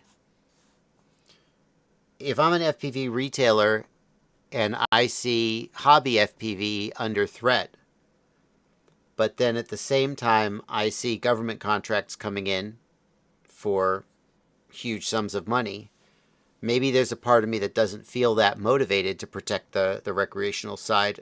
Maybe I'm just so busy, trying to fulfill these contracts that I don't go that direction. I don't know. And it's just the little old FPV Freedom Coalition out there, the last sort of line of defense. Yeah. And I'll say the AMA exists out there, but the AMA is not in a lot of the meetings in the same way that we are. Like the AMA spends, my understanding of the AMA, they don't share a lot of information with us. We do have a channel of communication, but it's not, we don't necessarily get constant updates from them, right, internally. They have lobbying on the Hill. How much they spend, how much they do, how much is there, I don't know. The AMA has done some things to protect recreational FPV, even though their sort of primary philosophical focus is on fixed wing flight fields, not FPV at parks. Yeah, but they have done some concrete things, and they deserve credit for that. Yeah, the most recent pushes we've seen from them are changes to things like elevation at fixed flight sites, right? They really want to like keep the carve out for their specific places they fly for their clubs, and that's what they want to defend. They want to be able to have their own specific. I mean, they build out a specific system with the FAA to file a fixed site just for flying drones. They can do it in special airspace. They get higher elevations, and they've opened, and that is technically available for anyone who wants to do a fixed site. But FPV, most of us don't want to fly at a free or a fixed site, right? Mm-hmm. And so for us, it's a different priority for being open and free in other places. We're more rebellious. We don't want to use remote ID, right? So we have a little bit of a different priority in those cases. Like obviously we can't fight that fight as the FPV-FC much, but at least we're more on that side of things. So yeah. All right. Well, sounds like people need to take action. There's another shitty thing that's going to happen, and if we don't comment, they'll think we don't care. And you can find out more about it here, droneadvocacyalliance.com/FCC-take-action-2 with information about how to submit your comments. We should put that in the chat, maybe. Ah, snap. I'm out of memory.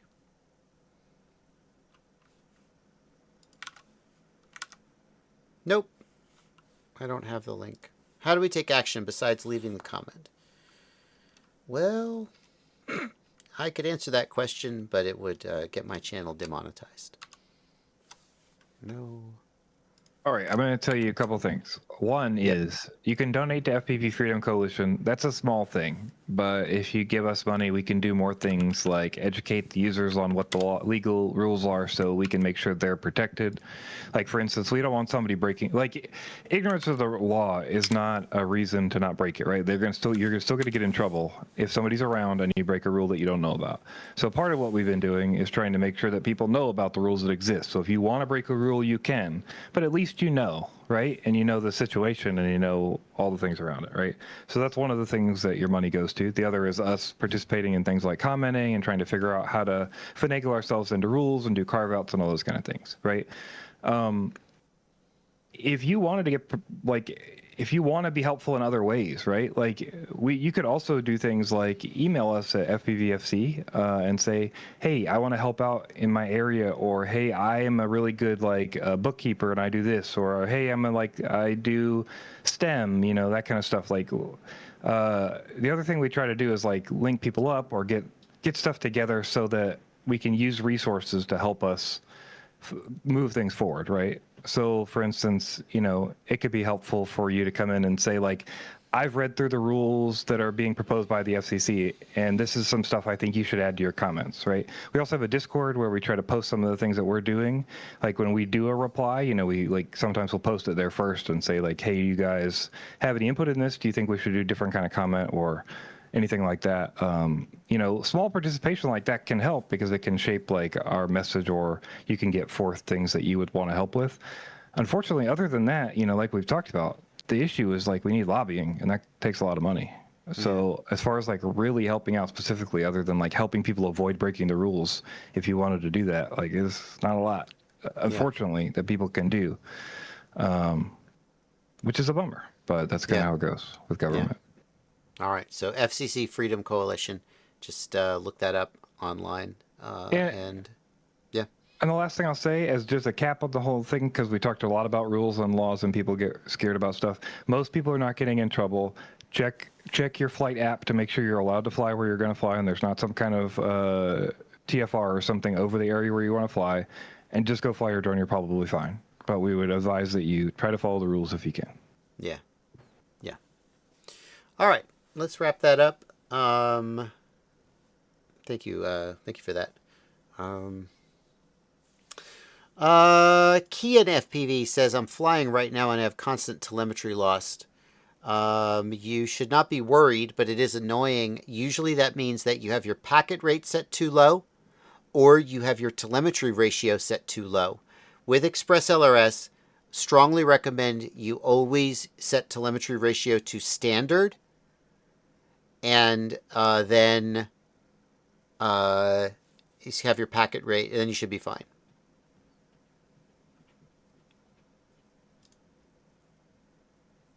Oh. Plitz has already put together an updated version of my latency tool. Release version 020. I figured I shouldn't make my version 1.0. I figured that probably was a bad idea. But I didn't. I was like, I don't know. We'll call it 1.0. That's not how real. How do version numbers work? Now I have to figure out how to like merge these commits. We'll do that offline. Thank you, Polites, for that.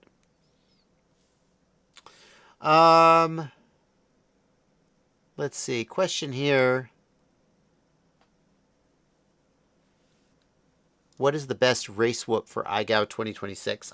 It doesn't matter. Your skill as a pilot will be what makes the difference. I would probably pick the Beta FPV Air 65 as a solid choice, though. Would you recommend the Meteor 75 Pro RTF kit with VR03 headphones? I would get the VR04. They're like $80, I think, and 4 is more than 3, so they must be better. I would not get the Beta FPV Light Radio Controller. Do not buy the Beta FPV Light Radio Controller. Do not. Would get the Radio Master Pocket if you want something in that price range. And then, what was the other? There was another person who asked, is the Beta FPV VR03 still the best value? Where was that? I don't know where that went. So again, I was going to say the VR04 is the way I would go today. Here's a $5 Canadian super chat from Ilfox240 who says, I'm fairly new to FPV. What's a good jack of all trades 3 or 3.5 inch bind and fly? Don't mind the 250 gram limit. I want analog. My favorites in that size class are the Flywoo. They have a 3 inch. They have a 2.5 inch. So what about the Darwin FPV 3.5 inch? That's another good one. That's the Baby Ape 3. That's a solid one. The Darwin FPV Baby Ape 3 is pretty solid. Yeah, I would call that a good jack of all trades. Even got a GPS. You want jack of all trades? It's even got GPS. So, all right. All right. We are going to wrap up. Went on a little bit of a somber note there with that topic, as talking about regulation always is. I did not get bingo.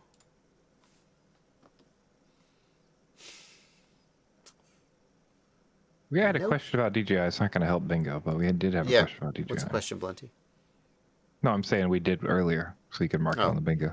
Oh, well, I already closed it. It's all right. But we do have... did you answer that last super chat there? Yeah.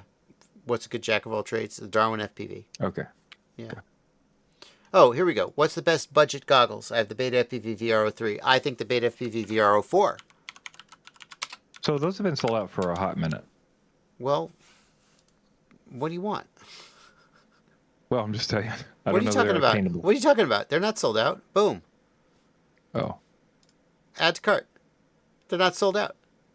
If they were sold out, they're not sold out now. Check out. I could buy them. Boom. Not yet. Oh, you can't see. I'm sorry. I didn't have it on screen. I was like, Bardwell shows address on. Nope. Didn't show. Yeah, they appear to be in stock at Beta FPV, so. Oh, that's the HD. Fuck. Oh, I'm sorry. Damn it, Blunty. You're gonna. Bardwell was wrong again. Where's the analog ones? VR04. No, they're out of stock. Damn it. Bardwell was wrong. Gosh. I mean, I guess I don't know what to tell you.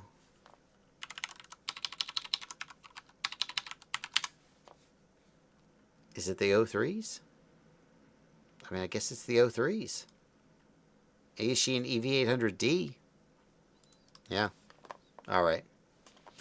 Alrighty. Well, we're going to wrap up, and I will see you guys on... So, surprise. I'll see you guys on Saturday. It's the end of the stream. Not everybody will see this. I'm going to be out of town this coming Monday, a week from today.